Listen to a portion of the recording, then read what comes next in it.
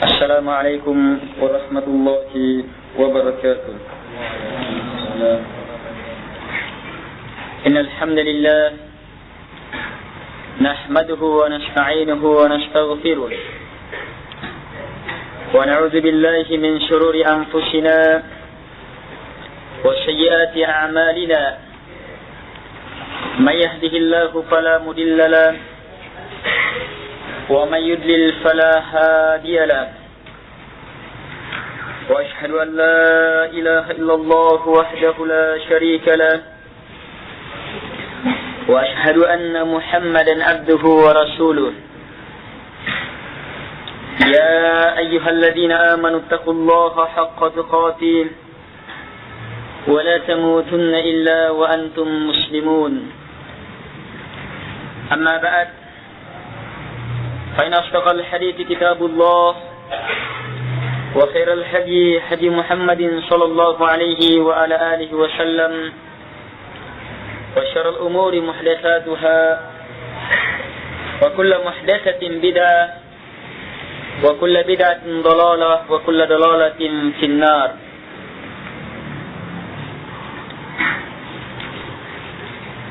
Jemaah pengajian yang dimuliakan oleh Allah Subhanahu wa taala.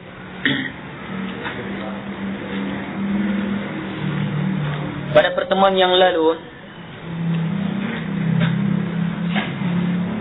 kita telah urai beberapa pembahasan tentang kewajiban yang pertama, yaitu kewajiban untuk berilmu. Al-ula al-ilm. Yang pertama, berilmu. Yang ingin kami ingatkan kembali pada kesempatan ini sehubungan dengan ilmu, sebagai tambahan dari pembahasan yang lalu atau sekedar mengingatkan, maka ketahuilah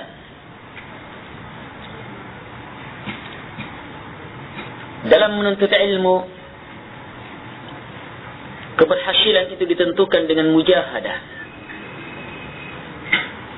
kesungguhan, mengerahkan segenap kemampuan sampai batasnya.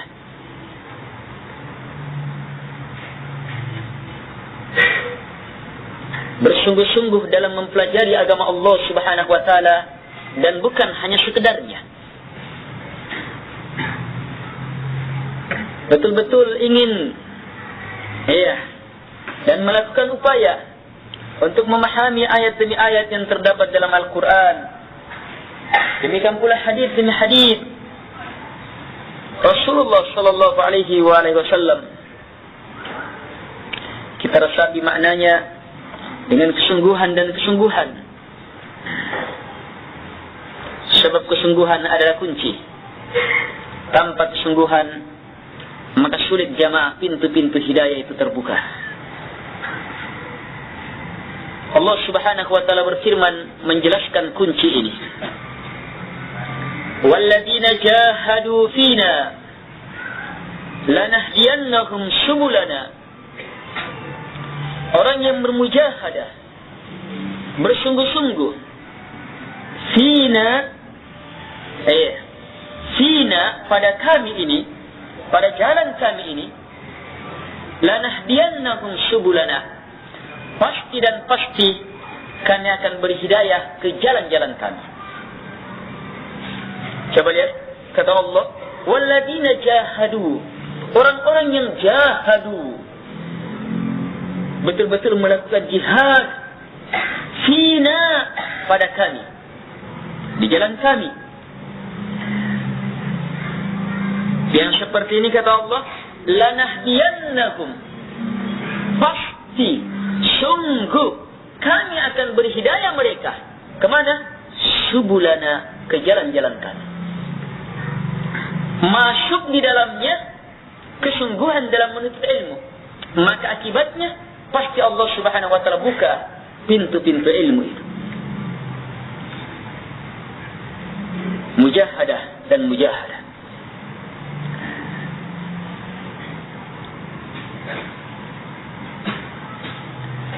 Ini yang pertama. Yang kedua, dalam menuntut ilmu, maka kita harus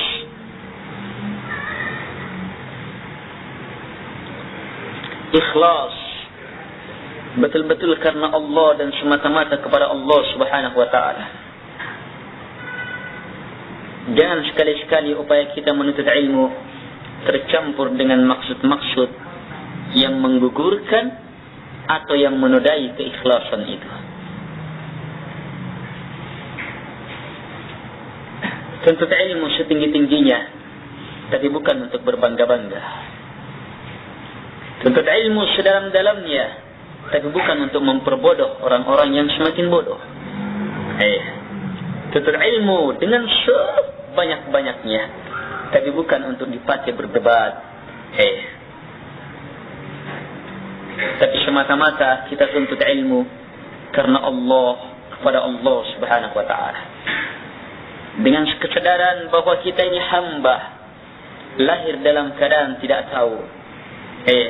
Allah Subhanahu wa ta'ala yang memberikan ilmu, dan tidak akan mungkin kita akan tahu tanpa mempelajari apa yang Allah Subhanahu wa ta'ala turunkan. Ini hal yang selanjutnya, dalam menuntut ilmu kita harus memegang prinsip al-aham fal-aham. Tuntut yang paling penting, kemudian yang paling penting selanjutnya. Al-awjab fal-awjab. Tuntut ilmu yang paling wajib, kemudian yang paling wajib selanjutnya. Mempelajari ilmu nahwu, sharf, dan beberapa cabang ilmu bahasa penting. Tapi jangan sampai hal itu menyebabkan kita lalai dari ilmu yang hukumnya fardu ain. Ilmu akidah, keimanan kepada Allah, kepada Rasulnya, gimana cara sholat yang benar, puasa, hak-haknya kedua orang tua. Itu ilmu wajib fardu ain. Hal-hal yang merupakan kewajiban. Semua kewajiban menuntutnya wajib.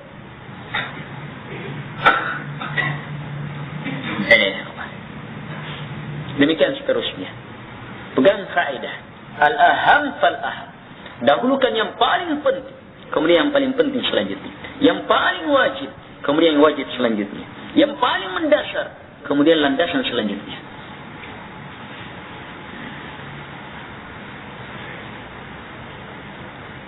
Baik.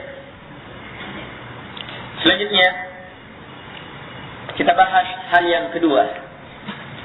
Kata Syekh Muhammad bin Abdul Wahhab rahimahullah ta'ala, as-saniyah, yang kedua, al-amalu bih, beramal dengan ilmu itu. Beramal. Setelah yang pertama ilmu, maka yang kedua beramal. Beramal bihi, dengannya, dengan ilmu itu. Ilmu dan amalan adalah dua hal yang tidak akan mungkin bisa lepas.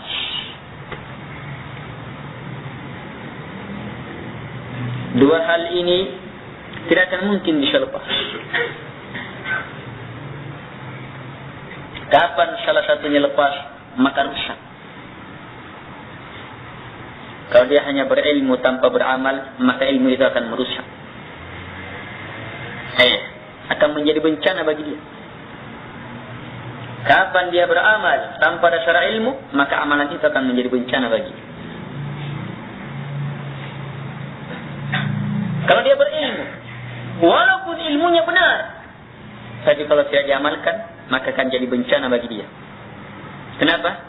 Sebab beda kesalahan orang yang bersalah karena tidak tahu dengan orang yang bersalah setelah tahu. Beda kesalahan orang yang tidak melakukan karena memang tidak tahu dengan orang yang tidak melakukannya setelah tahu. Bahaya kalau tahu sementara tidak diamalkan. Demikian pula kalau melakukan, beramal dan beramal ikhlas karena Allah, tapi tanpa dasar ilmu, tanpa dasar aturan yang benar, tidak tahu sumbernya dari mana, maka ini juga bencana. Sebab banyak-banyak orang tertipu karena banyaknya amalan yang dianggap benar tapi ternyata salah. Sebab tanpa didasari oleh ilmu. Beda kalau orang yang memang belum beramal. Orang yang memang belum beramal, ketika diberitahu begini dan begitu, mudah dia tahu. Tapi kalau sudah beramal, apalagi banyak amalannya, itu susah. Dia sudah terlanjur, sudah semakin banyak sudah yang sudah lakukan. Karena itu jamaah bahaya. Kalau kita tinggalkan dua hal, salah satu dari keduanya, apalagi keduanya. Dua hal ini adalah prinsip dasar yang membedakan kita dengan orang Yahudi dan orang-orang Nasara. Ini dua. Orang Yahudi itu berilmu, tapi tanpa amal. Ilmunya tidak bermanfaat bagi dia. Orang-orang Nasara semangat dalam beribadah, tapi tanpa dasar ilmu. Allah Subhanahu wa taala berfirman menjelaskan keadaan orang Nasara, "Wa rahbaniyatan ibtada'uha." Dan mereka membuat rahbaniyah yang ibtada'uha, yang mereka ada-adakan.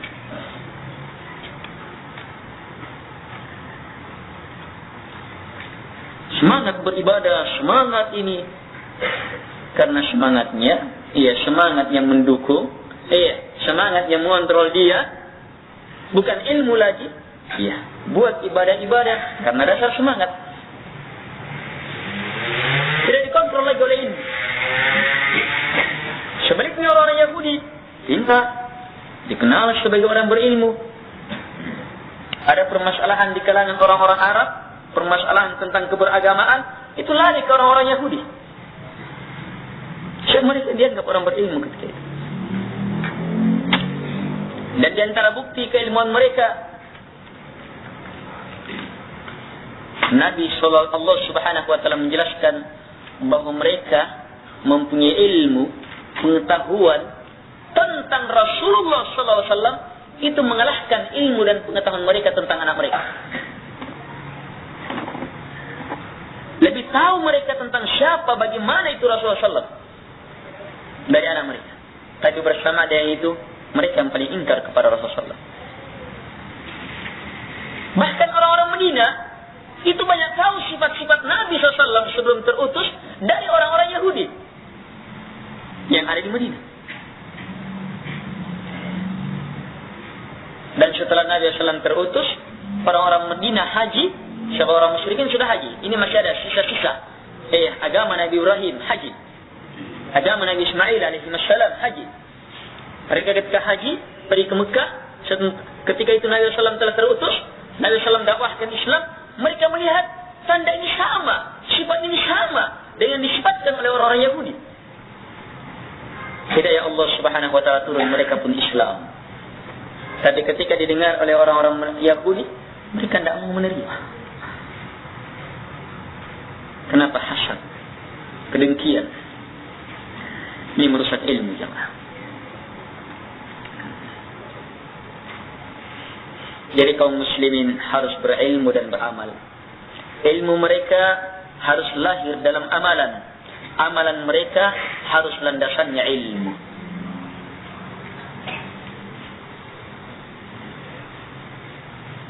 Sebagian ulama mengatakan, kalau ada kerusakan dari para ulama, itu karena pencontohan mereka menyerupai orang-orang Yahudi. Dan kalau ada kerusakan dari para ahli ibadah, itu karena ada pencontohan penyerupaan dengan orang-orang Nasara.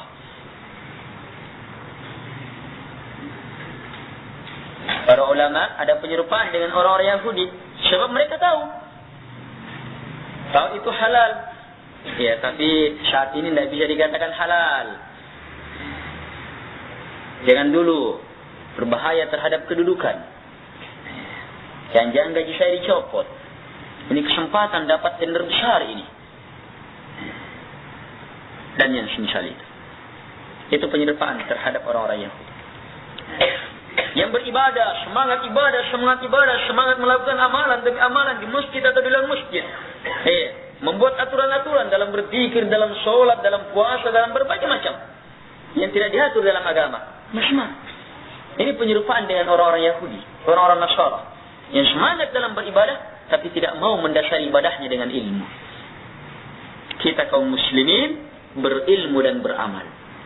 Ilmu kita nampak dalam amalan. Amalan kita dilandasi oleh ilmu. Ini adalah manhaj. Ini adalah prinsip yang membedakan kita dengan selain kita dari kalangan orang-orang kafir.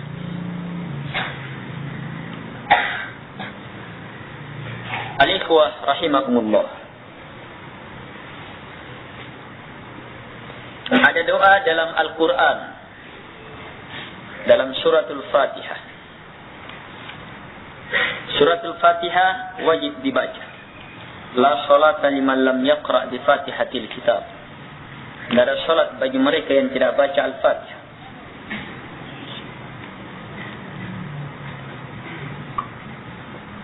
Dalam suratul Fatihah terdapat doa.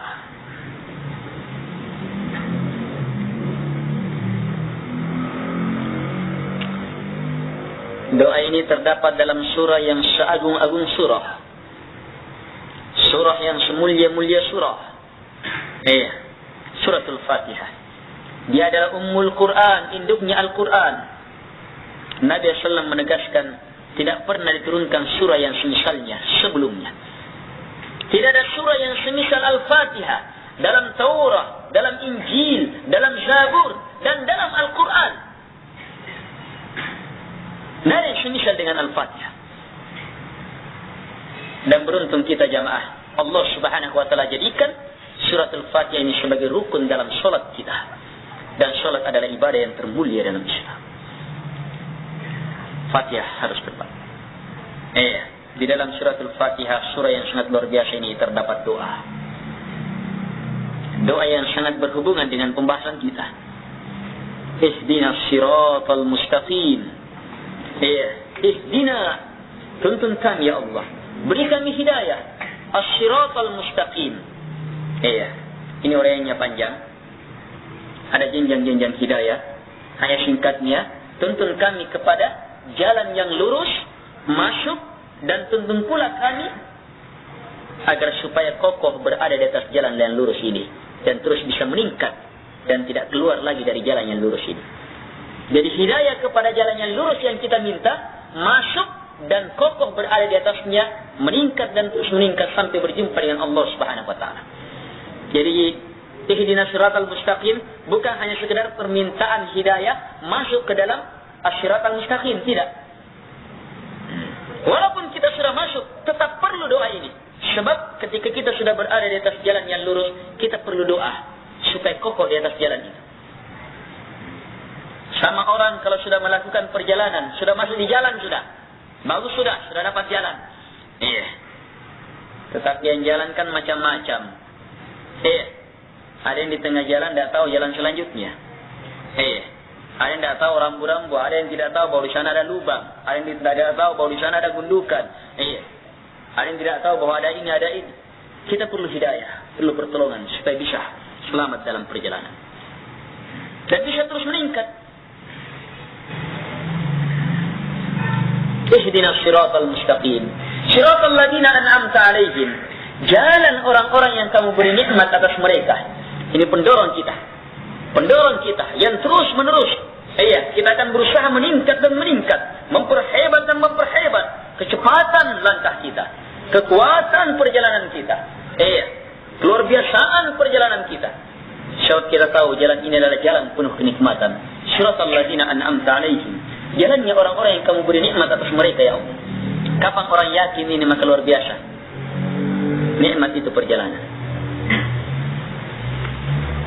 Hanya banyak yang tidak yakin. Sebab banyak-banyak yang baca siratal ladzina an'amta 'alaihim tidak tahu artinya. Kalaupun tahu artinya kurang paham. Hanya tahu arti global. Siratal ladzina an'amta 'alaihim, jalan orang-orang yang kamu beri nikmat atas mereka. Selain itu tidak. Disitulah hakikat nikmat ini. Berarti jalan ini penuh dengan kenikmatan. Kalau rintangan, dimanapun pasti ada rintangan. Jalan kekafiran pun penuh dengan rintangan. Apalagi jalan kebenaran. Rintangan hambatan pasti dihadapi oleh dua kelompok ini. Yang berada atas jalan yang lurus dan yang berada atas jalan kesesatan. Tapi nikmatnya jamaah tetap luar biasa. Jalan penuh dengan kenikmatan. Setelah kita minta jalan ini, jalan yang lurus ini, jalan yang penuh dengan kenikmatan ini, kita minta selanjutnya kepada Allah Subhanahu wa taala supaya diselamatkan dari dua jalan. Ghairil maghdubi alaihim. Bukan jalannya ya Allah al-maghdubi, yang dilaknat, yang dimurkai alaihim atas mereka. Yang pertama yang kita minta. Wala, dan bukan pula ad-dallin, jalannya mereka-mereka yang sesat. Siapa al-maghdubi alaihim? Siapa ad-dallin di sini? Kalau secara bahasa al-maghdubi, ismul maf'ul dari kata ghadab. Ghadab artinya murka, marah. Maghdub artinya yang dimurkai, yang dibenci oleh Allah. Yang Allah laknat. Kalau ad-dallin dari kata dolal, sesat. Ad-dallin pelaku kesesatan.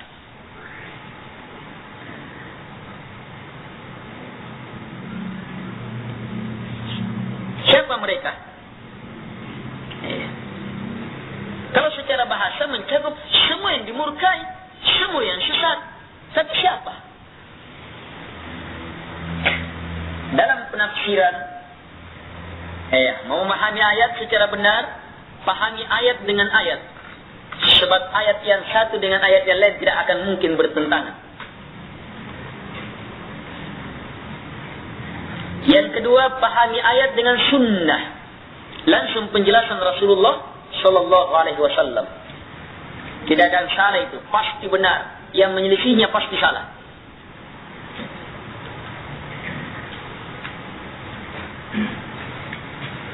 Yang kedua, memahami ayat dari orang-orang yang langsung dipahamkan oleh Nabi, yang diajar oleh Nabi, yang dijamin dalam Al-Quran, yaitu para sahabat.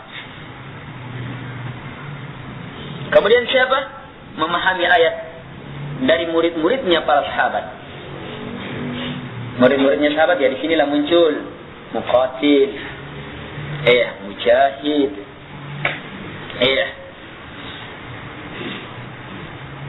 muncul Qatadah, dan muncul beberapa ulama-ulama tafsir lainnya. Mereka luar biasa jemaah dalam menafsirkan, memahami ayat-ayat Allah Subhanahu wa taala. Lihat misalnya Mujahid.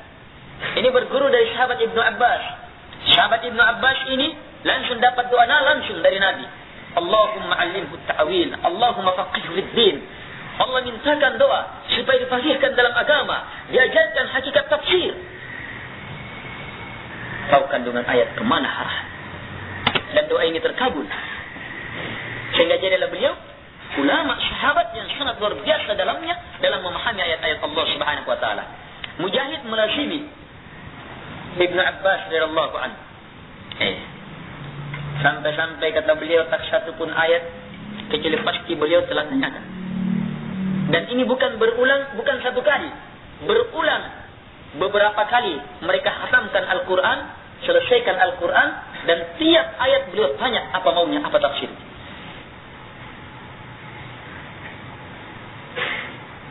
Kalau para sahabat lebih jelas lagi, sebab langsung Nabi yang tuntut. Yang datang sebuah riwayat menjelaskan bahwa di antara metode mereka dalam memahami ayat Al-Quran, tidak akan mereka lewati 10 ayat. Tidak akan mereka lewati 10 ayat, kecuali pasti mereka telah paham maunya. Mereka telah hafal dan mereka telah amalkan. Mereka mempelajari ayat-ayat Al-Quran bukan hafalannya, bukan hanya cara bacanya, tapi pahamnya, maunya, dan sekaligus pengamalannya langsung dari Nabi. Ini lebih hebat lagi. Ini jemaah ini muliakan oleh Allah Subhanahu wa taala. Dan terhadap dua kalimat ini, ad-dal, al-maghdub, dan ad-dallun ini ada tafsir dari Nabi SAW dengan sanad yang kuat. Dari sahabat Adi bin Hatim, dan hadis ini dikuatkan oleh Syekh Nasir Albani, disebutkan oleh Imam Asyuyuti dalam kitab beliau. Nabi SAW bersabda, al-maghdub humul yahud, ad-dallun humun nasara. Al-maghdub yang dimurkai, yang dilaknat di sini adalah orang-orang Yahudi. Ad-dallun di sini adalah orang-orang Nasara. Karena itulah para ulama yang paham tafsir ini, mereka akan mengatakan al-maghdubi alaihim, tafsirnya adalah mereka orang-orang Yahudi dan yang mengikutinya. Ad-dallin adalah orang-orang Nasara dan yang mengikutinya. Berapa murkanya? Diselesaikan. Berapa pelanggarannya? Berapa kesesatannya? Sejauh mana kesesatannya? Diselesaikan. Jamaah yang dimuliakan oleh Allah Subhanahu wa taala. Jadi tiap saat, tiap sholat kita baca doa yang semulia-mulia doa, yang sehebat-hebat doa, minta berada di atas jalan yang lurus, diselamatkan dari dua jalan yang merupakan lawan dari jalan yang lurus. Jalannya orang-orang Yahudi dan yang mengikutinya, serta jalannya orang-orang Nasara dan yang mengikutinya. Tiap saat kita minta jamaah, tapi anehnya hampir tiap saat pula kita langgar doa itu, permintaan itu. Sebab ciri-ciri orang-orang Yahudi, kita sering terjerumus ke dalam benci sama orang Yahudi. Tapi kenapa perbuatannya dilakukan? Jerat-jeratnya kita masuki. Pancingan-pancingannya yang mereka pasang kita santap.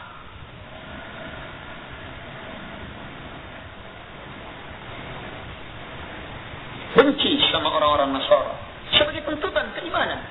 Sebab orang yang beriman pasti benci sama orang yang kafir, ingkar kepada Allah Subhanahu wa taala, tidak beriman kepada Allah dengan keimanan yang benar.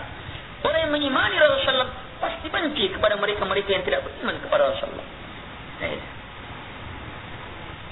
Jadi kebencian ini harus benar, jangan hanya sekedar emosi. Kebencian yang didasari oleh ilmu, itulah yang bermanfaat. Sebagaimana cinta juga harus didasari oleh ilmu, jangan ikut-ikutan.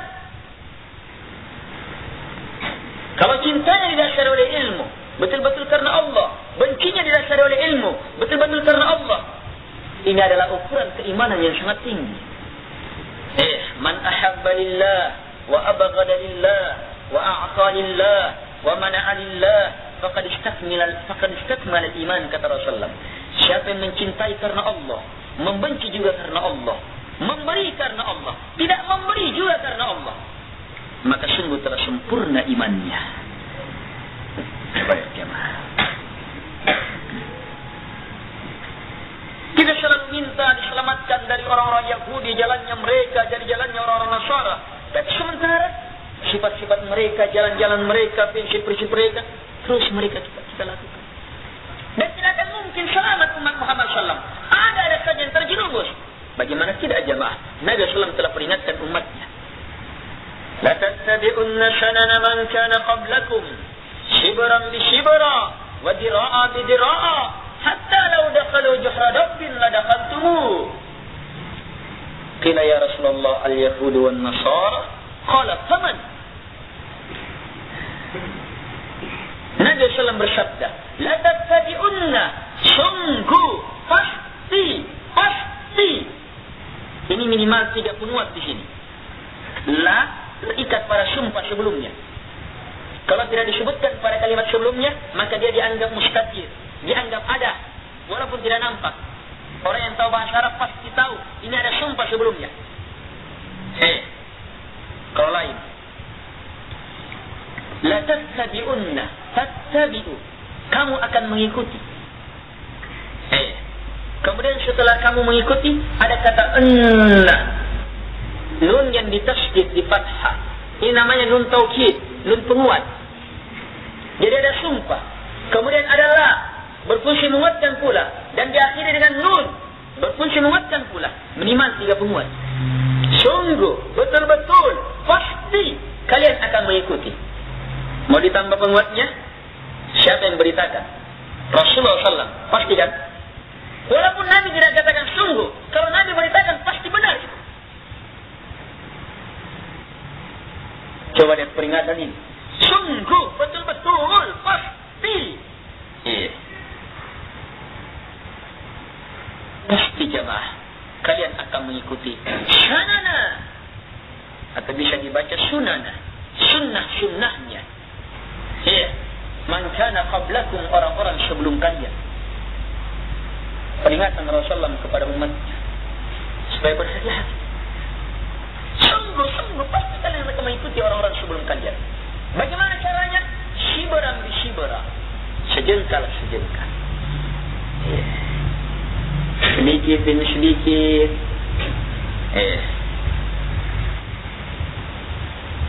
Sedikit, sejengkal demi sejengkal. Kemudian wadira bi dira, dira satu dira, berkurangnya 2 jengkal. Ujung jari dengan siku, itu dira. Meningkat sejengkal sudah, 1 dira. Hatta law dakhalu juhradafin la dakhaltumu, sampai walaupun mereka masuk ke lubang biawak, padahal orang Makassar bilang masuk ke lubang biawak, la dakhaltumu, pasti kalian juga ikut masuk. Jadi kalau sudah luar biasa mengikutannya, nanti sudah lepas sudah. Kayak cepat orang sudah siap jalannya sudah. Tahu sebab ayat pertama harus masuk sudah. Nabi ditanya, siapa yang apakah yang kau maksudkan dengan orang-orang sebelum kami adalah orang Yahudi dan Nasara? Maka kata Nabi SAW, siapa lagi?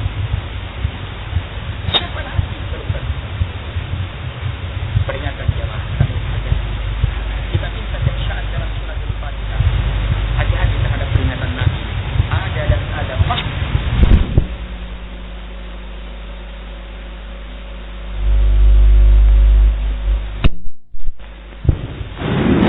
Yang selamat adalah yang selamat dari mengikuti mereka. Tapi bisakah selamat jamaah kalau kita tidak tahu jalan mereka? Iya. Bisakah kita selamat kalau kita tidak tahu sifat-sifat mereka? Bisa kita selamat kalau kita tidak mengetahui prinsip-prinsip mereka. Dari sinilah kita perlu memahami bahwa mempelajari agama Allah Subhanahu wa taala dari 2 sisi yang tidak mungkin bisa lepas. Pelajari nilai-nilai keimanan, tapi harus tahu juga nilai-nilai kekafiran supaya selamat. Pelajari nilai-nilai Islam, tapi harus tahu lawan-lawan Islam, pembatal-pembatal Islam supaya selamat. Harus tahu apa itu jahiliyah supaya selamat. Umar bin Khattab radhiyallahu anhu berkata, dan asar ini sahih, kuat. Beliau berkata, "Innama tunqadu 'ural Islam 'urwatan 'urwa idza nasha'atil Islam man lam ya'rifil jahiliyah." Kata beliau, tidaklah ikatan keislaman seseorang itu terlepas, tidak akan lepas seikat demi seikat, kecuali ketika seseorang hidup dalam Islam, tumbuh dalam Islam, sementara dia tidak tahu lawannya Islam, jahiliyah. Keadaan bagaimana sifat dari masyarakat jahiliyah itu. Kan itu para ulama memberikan perhatian. Mereka ada yang memfokuskan perkara-perkara jahiliyah itu ini supaya selamat. Ada yang memasukkannya dalam pembahasan gabungan. Dan itu paparannya sangat luar biasa banyaknya dalam Quran dan hadis-hadis Nabi sallallahu. Kita perlu tahu solat, keutamaan solat, tapi harus tahu pula hal-hal apa yang membatalkan solat. Harus dari sisi. Harus tahu sunnah, tapi harus tahu bid'ah lawannya yang menggugurkan sunnah. Harus tahu bagaimana mewujudkan keikhlasan, tapi harus tahu lawan-lawannya. Harus wujudkan tauhid, kemudian ibadah kepada Allah, tapi harus tahu syirik supaya selamat dari kesyirikan. Kalau salah satunya saya jamaah bahaya. Karena itulah Nabi SAW, bahkan seluruh Nabi dan Rasul Allah diutus dengan dua fungsi ini. Rusulan mubashirina wa mundirin. Para Rasul Allah utus mubashirin, pemberi kabar gembira. Tadi bukan hanya itu, mundirin dan sekaligus memberikan peringatan. Ini ayat ini. Sifat Nabi dan Rasul Allah seluruhnya mengajarkan keutamaan ibadah ini, kebaikan ibadah ini, tapi memberikan peringatan, hati-hati perbuatan ini. Tinggalkan perbuatan ini. Bisa menggugurkan kebaikan tadi.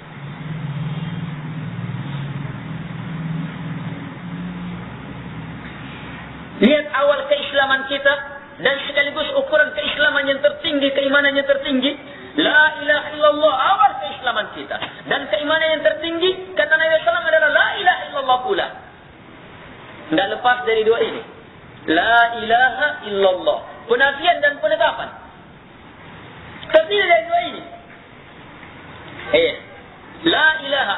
Tidak ada yang berhak untuk disembah. Dia tolak, dia benci, dia buang semua disembah selain Allah. Illallah, kecuali hanya kepada Allah Subhanahu wa ta'ala. Jadi jangan hanya sekadar berpikir ibadah kepada Allah, tapi tidak mau membersihkan dirinya dari ibadah kepada selain Allah. Salah itu berislam seperti itu. Konsentrasi ibadah di masjid, tapi tidak mau menyelamatkan dirinya dari konsentrasi ke kuburan. Bahkan kadang lebih khusyuk di kuburan. Lebih khusyuk ketika masuk ke kubang misalnya. Dia betul-betul lebih takut. Kalau dia masuk di masjid, berani ngambil sendal keluar.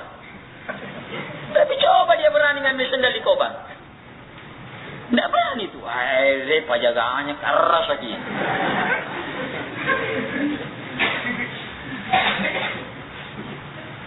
Jemaah ini muliakan oleh Allah Subhanahu wa ta'ala. Takut. Jadi harus dari dua sisi.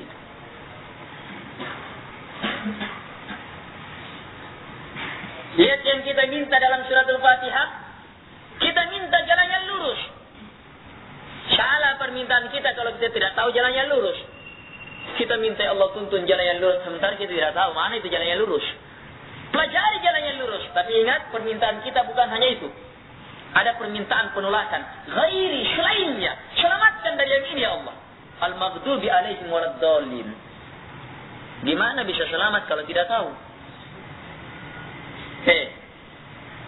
Tidak ada jamaah. Kalau ada orang yang mengatakan sudah selamat sementara tidak belajar, pendusta besar. Semua orang akan tahu. Tidak usahlah dulu perkara agama jamaah. Perkara keduniaan. Kalau ada orang tidak pernah nginjak bangku kuliah, kemudian mengaku saya dokter. Dokter bedah lagi. Antum tahu dia tidak pernah nginjak bangku kuliah. Tapi mengaku saya dokter ahli bedah. Kira-kira mau dibedah sama dia tidak?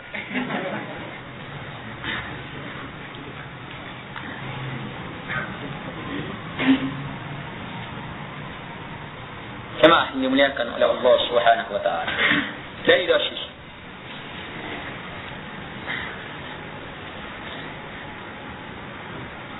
Di antara sifat orang Yahudi dan Nasara yang paling mendasar, yang banyak-banyak menjadi sebab kesesatan mereka yang lain, itu yang tadi. Orang Nasara semangat beramal, semangat beribadah, semangat melakukan amalan di masjid atau di luar masjid. Tapi ketika ditanya, batu kamai batuan, apa dalilnya? Apa dalilnya? Mana landasannya?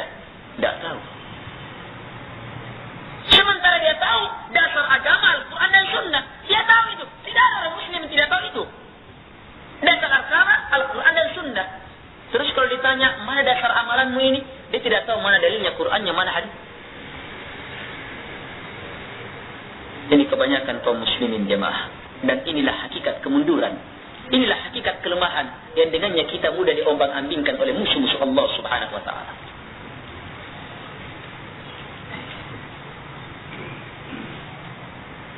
Kecil itu kekuatan kafir, jamaah.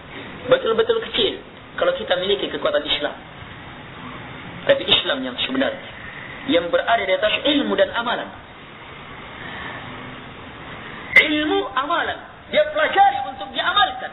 Dia pelajari untuk diamalkan. Dia amalkan dengan dasar ilmu. Ilmunya memang nampak dalam amalannya. Tinggal aturan beramalnya, ya kembali dengan prinsip berilmu tadi. Al-aujab, al-aujab. Amalkan yang paling wajib, kemudian yang wajib selanjutnya. Amalkan yang paling mendasar, kemudian yang paling mendasar selanjutnya. Sebagaimana dalam berilmu. Sebab ilmu agama jamaah luar biasa dalamnya, luasnya. Kalau kita tidak punya prinsip itu, dahulukan yang paling mendasar, yang paling penting, yang paling wajib, kita akan banyak kena dosa. Sibuk dalam mempelajari yang benar ilmu agama, tapi belum terlalu wajib. Belum terlalu wajib saja, sementara ada yang wajib, kita sudah salah. Apalagi kalau sunnah, sementara masih ada yang belum wajib. Demikian pula dalam beramal. Jemaah ini dimuliakan oleh Allah Subhanahu wa taala. Ini prinsip.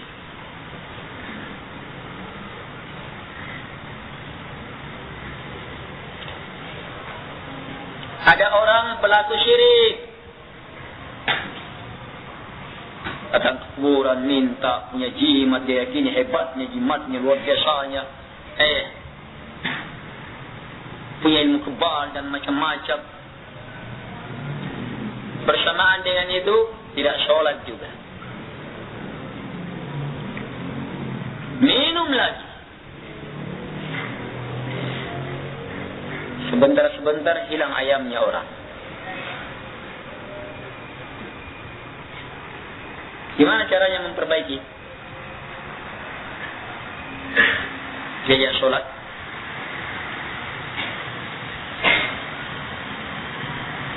Dia sholat. Langsung dilarang, kamu jangan minum. Saya potong tanganmu itu, harus kena hukum potong tangan kamu kalau mencuri. Biar dia ikhlas mau dipotong tangannya, kalau masih syirik tidak ada manfaatnya. Biar dia sholat sampai bengkak kakinya, kalau masih syirik tidak ada manfaatnya. Karena itulah asal awal Islam, la ilaha illallah, penghancur syirik itu. Sholat jamaah nanti tahun ke-10 setelah Nabi diutus jadi Nabi dan Rasul, nanti tahun ke-10 selanjutnya baru turun kewajiban sholat. Fardunya sholat. Berarti sebelumnya itu apa? Rukun Islam yang pertama, pemantapan dan terus pemantapan. Jadi berhasil, begitu turun perintah sholat, langsung hebat sholatnya. Tanha anil fahsya wal munkar. Betul-betul mencegah dari fahsya, kekejian seluruhnya dan kemungkaran.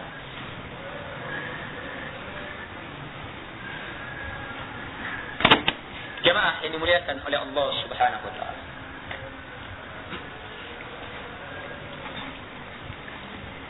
Innahu man yushrik billah faqad harrama Allah 'alaihi al-jannah wa ma'wahu an-nar wa ma lidh-dhalimin min ansar. Sungguh siapapun yang melakukan kesyirikan kepada Allah, maka pasti Allah haramkan atasnya surga. Mungkin berpikir biarlah haram surga, yang penting tidak masuk neraka. Ya anggaplah, ya mungkin ya. Tapi lihat lanjutannya, wa ma'wahun nar, tempat kembalinya pasti neraka. Biarlah masuk neraka, tapi saya kan masuk neraka hanya beberapa saat saja.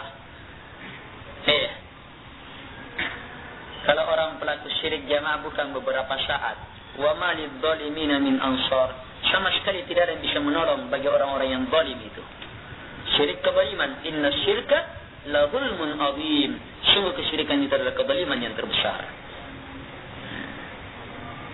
Ini mantap dia bersih. Jadi kamu selamat, pegang prinsip ini. Ilmu, amal. Ilmu yang benar. Kita sudah selesaikan pembahasan ilmu. ilmu yang benar, yang hak, sumbernya dari Al-Quran dan hadits Nabi yang sahih. Iya, jangan mengada-ngada, jangan sesuai dengan perasaan, jangan perkataan orang. Iya.